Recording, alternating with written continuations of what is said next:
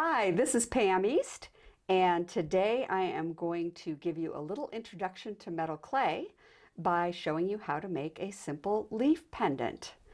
So I hope you enjoy this, and let's get started.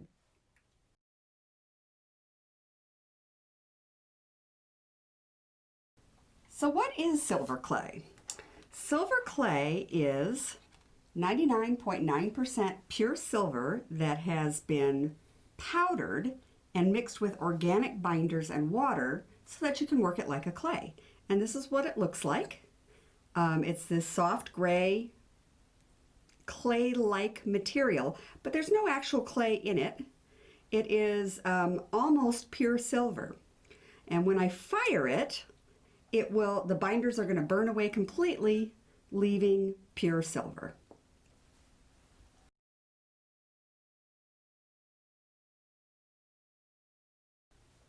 So today I'm going to be using some molds I took of leaves, and if you would like to know how to make these molds, I do have another YouTube video that shows how to do that. It doesn't matter whether you get the green molding compound or the blue molding compound, they're both Castaldo and they both work great. So to begin, we have to roll out our clay. I have these slats and they are different thicknesses, and this allows me to roll my clay out to an even thickness. So I'm going to put this here, and I'm going to pre-roll my clay before I put it on the stamp. And I'm going to put a little release agent on here. The molds do not need release agent. They are self-releasing when you make these silicone molds. As I said, this is called Castaldo Quicksil, and they are self-releasing. So I've got a little oil on here, and then I'm going to, not too much, you don't want to use too much, and I'm going to roll out some clay. Now before I do that though, I have to decide which of these stamps I want to use. So I want to see which one has a texture that I like. So I'm just going to kind of just press my clay in there, and I'm going to take a little look. That's pretty nice. That's a good one. Let's see what this one looks like. So I've got two choices here. Oh no, I like this one. So I'm going to use the green one today. I think that's a better texture. And I'm going to start by rolling out my clay to 1.5 millimeters thick. The red slats are 1.5 millimeters. If you have done metal clay before and you are familiar with rolling out to cards, this would be the equivalent of 6 cards. And that's pretty thick, but I'm going to be rolling it down thinner. The reason I start thicker and go to thinner is because I get a better impression if I roll my clay first and lay it on the stamp flat. Again, I do have a YouTube video to show you how to make these leaf molds. So I want to use this edge over here, so I'm going to lay this over here. And then I'm going to put some slats over here. This is the mold is about 2 millimeters thick, and then I've got another 0.5 millimeter above that. And I'm going to roll this out on there. And I'm going to start in the middle, and I'm going to roll up, and I'm going to come back. And I think I'll go the other way a little bit too, just to make sure I get it well impressed into the mold. There we go. And now I'm going to peel that out. And there I have this beautiful impression of a leaf. And I am now going to use a template. And so I have a little circle template, and I want to do kind of half smooth, half textured. So, or maybe 3/4 textured, we'll see, or 2/3 textured. And I just kind of look for a spot that I like. I have to decide, do I want it to be a big pendant? Do I want it to be a smaller pendant? I'm going to just make a small one today. And we're going to lay it right there. Oh, I kind of like a little bit of this center vein here. And I am going to cut this out. I've just got a little needle tool, and I'm going to cut around that. And we're going to peel that away. And there's the beginnings of our pendant. And now I'm going to cut a hole because it's got to hang, right? So we're going to hang it somehow. So I have to decide where the top is. I'm going to look at this and decide which part of this is going to be the top of the pendant and which is going to be the bottom. And I kind of like this to be the top. So I'm going to take, this is just a cocktail straw, and I'm going to just go straight down, give it a little twist, and pull straight up. And now I have cut a hole that will I can hang my pendant from. And we'll go ahead and just save that little bit that came out from the cocktail straw. And then the last thing I'm going to do before I dry it is I want to dome it. This is just half of a plastic Easter egg. And I'm going to take my pendant and I'm going to put it on the Easter egg and form it to that. And that's going to give it a pretty domed shape. And now that has to dry. So we'll come right back after I get it dried.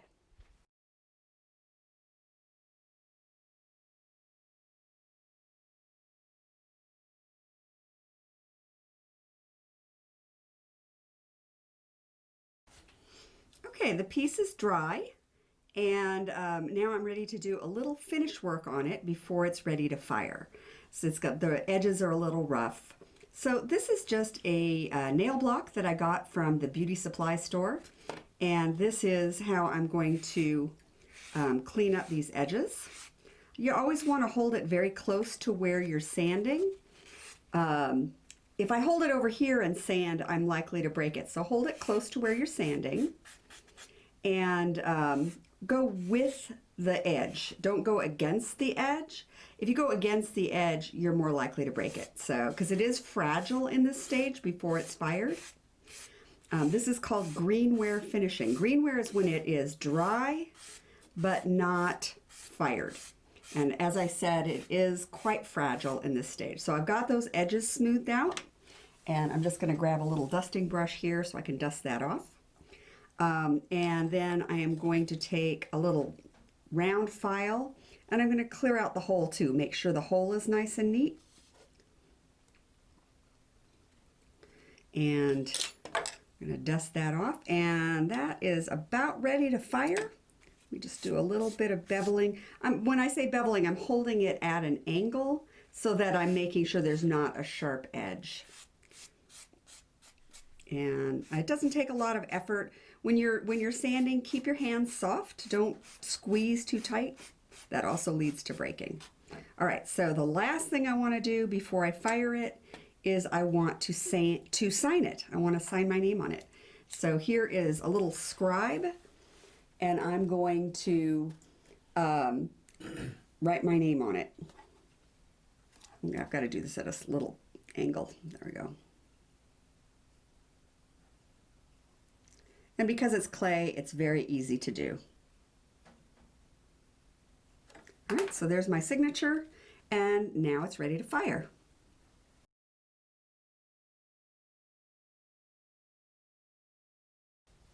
So let's talk about firing metal clay.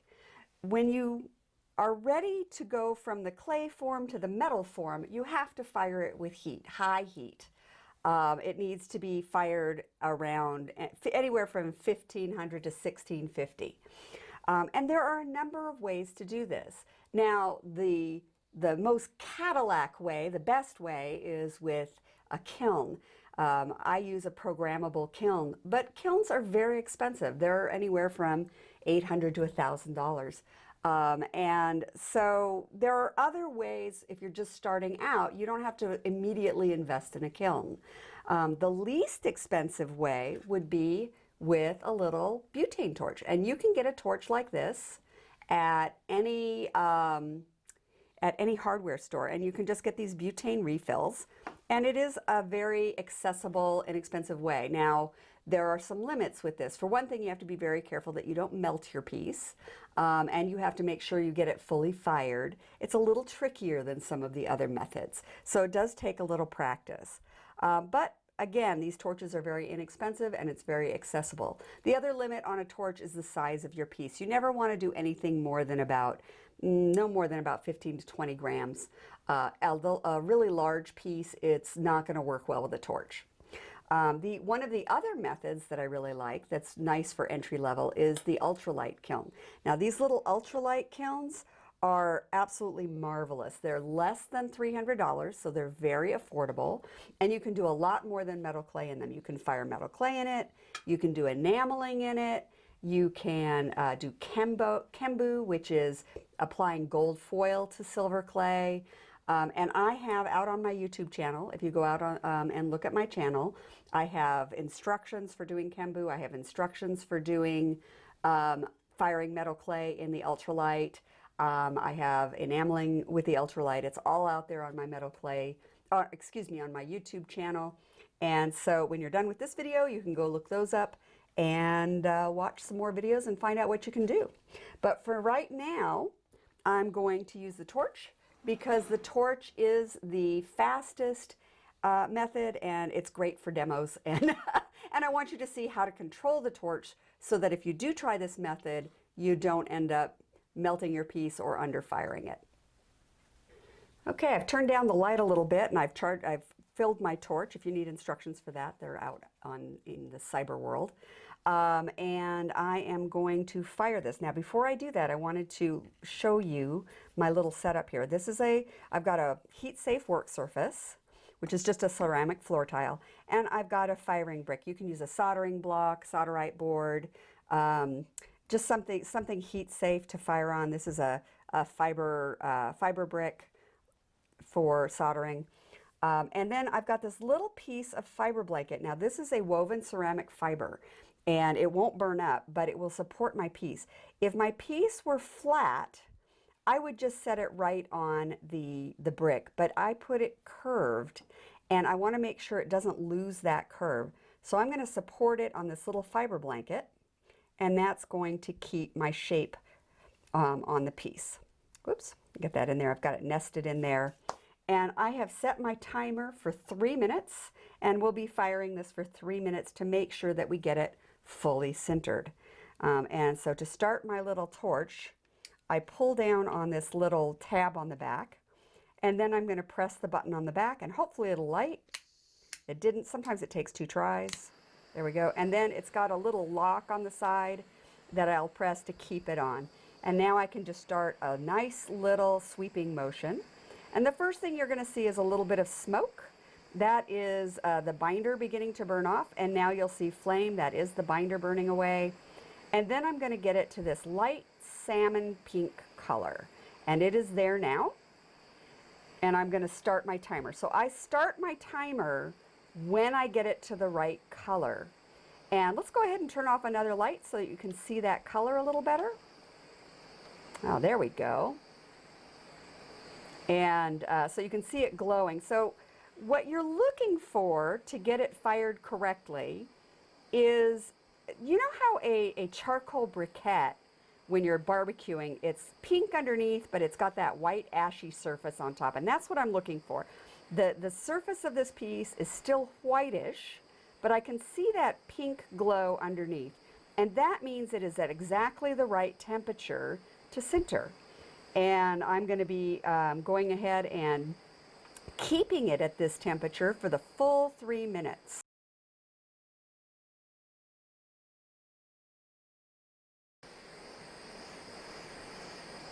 Okay, we have about 10 more seconds, and I've kept it at this even color the whole time. And here we go, timer's going off. There's my timer, and I'm going to turn this off. And the piece is fired. Now, I do not need to turn it over and fire the other side. It gets, as long as you have it at the right color, it will be fired all the way through. And there it is, and it is still a little whitish. Don't worry about that. In the next section, I will show you how to polish that up.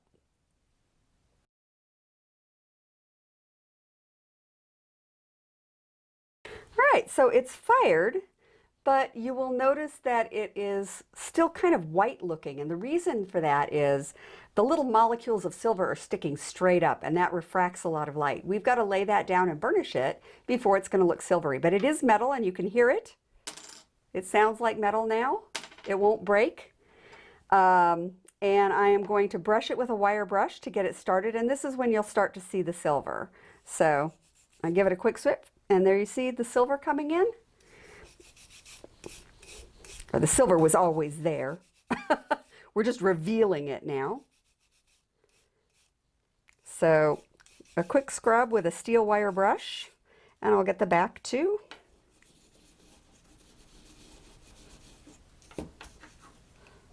Kind of get it on my hand. That makes it easier to get all the way around that. And then you can see that's nice and silvery now. if I want to make the smooth part a little bit shinier, I can come in with an agate burnisher, and I'm going to burnish this. And I'm not using the pointy part. That'll leave little lines and divots. I'm using the curved part. And I'm just going to rub on the surface, and that's going to make it a lot, it's going to compress the metal and burnish the metal and make that part really shiny, because I want that contrast. I want that leaf texture next to the little mirror shine. And you can do this with any kind of burnisher. You could use a metal burnisher. The problem with metal burnishers is that sometimes they scratch the surface. I really like the agate burnisher better. And I get my wire brushes and my agate burnishers. I really like this particular one. It's got a metal handle, and the wire brush had a plastic handle, and I get those from All Craft USA. And there we go. And now I've got that nice and shiny. And the one last thing I want to do is I want to get some patina on this leaf, because if I get some patina on there, it's really going to bring out the pattern and make it pop. So let's go ahead and do that next.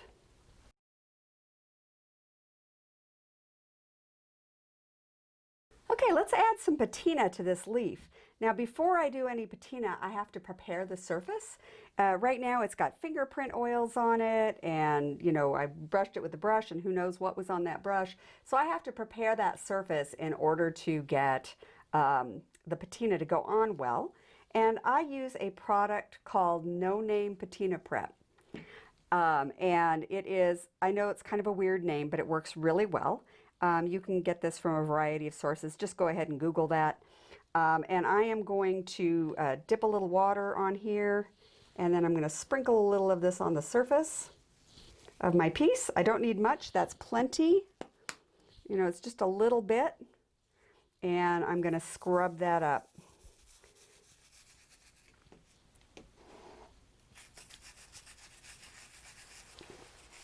And I only need to do the prep where I want the patina, and that's only on the leaf. So that's the only part of this that I'm doing. All right, so now I've got that rinsed off. I'm going to dry it. You always want to dry it before you patina it. You don't want any water on the surface, because if there's any water on the surface, it will dilute the patina and you won't get a good patina. So you always dry it off. And I am going to be using Black Max, and this is Black Max. It is a patina. It's what it sounds like. It just does black. It doesn't do any other colors. And the way I like to use it is with a brush. And I have this water brush, and it has got these little bristles, and the barrel is filled with Black Max. And so I can keep it stored this way. When I store it tip up. I put the cap on and store it tip up, so that the barrel doesn't leak. And I have a little flag on it that says Black Max, so that I don't forget what I have in it, because I have others and they have different chemicals in them. So this is all ready to go, and we're going to go ahead and use this to paint the patina where we want it. And so I'm squeezing the barrel a little bit to get some of the patina to come out, and now I'm going to just start painting it, and you can see immediately I'm getting that nice black patina. And I don't really want the patina on the mirror part, so I'm avoiding that. I'm just doing the leaf. And voila, I am done. And now I need to neutralize it. So let me set that aside. And so Black Max, you'll notice I'm wearing gloves. Black Max is an acid. So don't touch it with your bare hands. And when it's done, you want to neutralize it. And I have here, this is water with baking soda in it. And this is just, this white powder down here is just a little baking soda, and that is going to neutralize it so that you don't have to worry about touching it anymore. But obviously we don't want it pitch black, so in the next section we're going to do our final polish.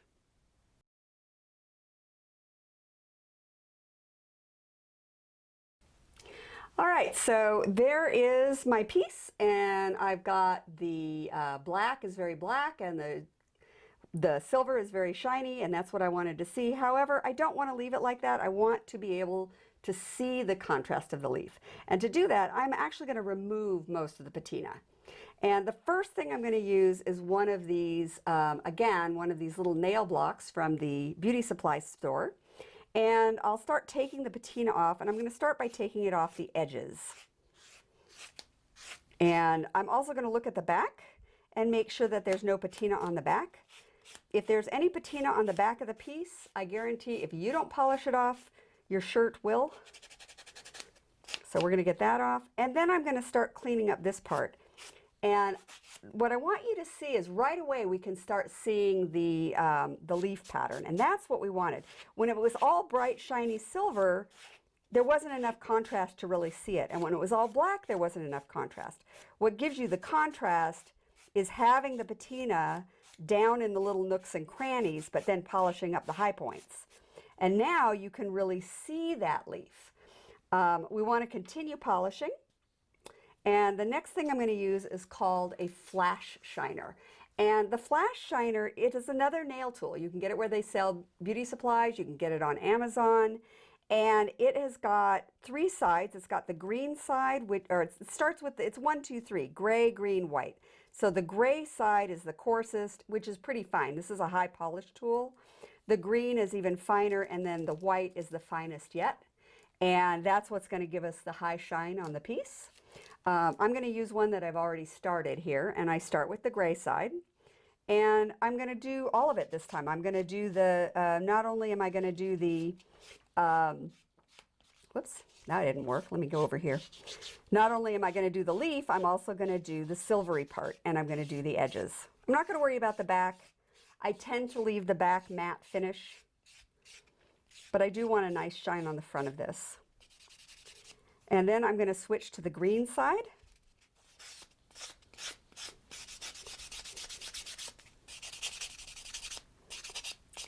And again, I'm going to go over the, not just the, oops, I think I missed going over this part with the gray. Again, I'm only trying, I still want it to look like a silver piece. I'm just providing some contrast. And then I'm going to do the green.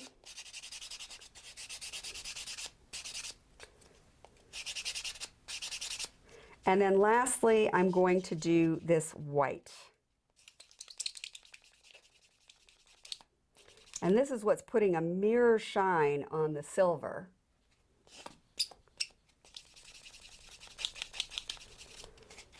And then I'm gonna do this part too.